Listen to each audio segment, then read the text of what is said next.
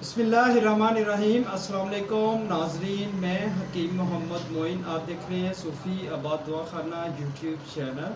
आज मैं उन अफराद के लिए बहुत ही अच्छी और अहम वीडियो लेके आया हूँ जिन अफराद को जरियान बहुत ज़्यादा पुराना है या मसाना की कमज़ोरी हो जाने की वजह से उनको पेशाब के ही कतरे आते हैं। बाज़ का ऐसा होता है कि इस्तिंजा करने के 15-20 मिनट बाद वज़ू के दौरान भी कपड़ों में आपको ऐसा महसूस होगा जैसे पेशाब के कतरे गिर रहे हैं।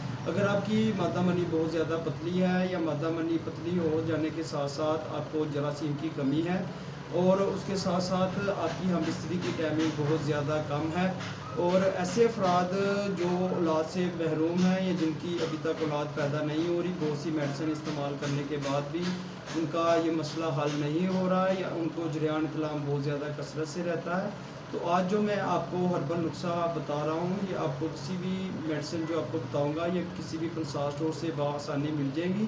तो आप सबसे पहले ये हर्बल मेडिसिन नोट कर लें, लेकिन उसके साथ साथ मैं बता दूँ अगर आप शादीशुदा हैं तो कम अज़ कम इस मेडिसिन के दौरान आपको 10 दिन हम बिस्तरी का परहेज़ करना पड़ेगा। 10 दिन आपने हम बिस्तरी बिल्कुल भी नहीं करनी।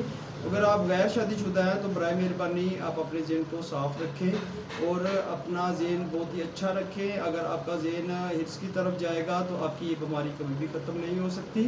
तो चले आप ये हर्बल मेडिसिन नोट फरमा लें। तो सबसे पहले आपको चाहिए तिमर हिंदी। तिमर हिंदी आपको 100 ग्राम चाहिए और उसके साथ आपने शामिल करना है साबत इसबगोल।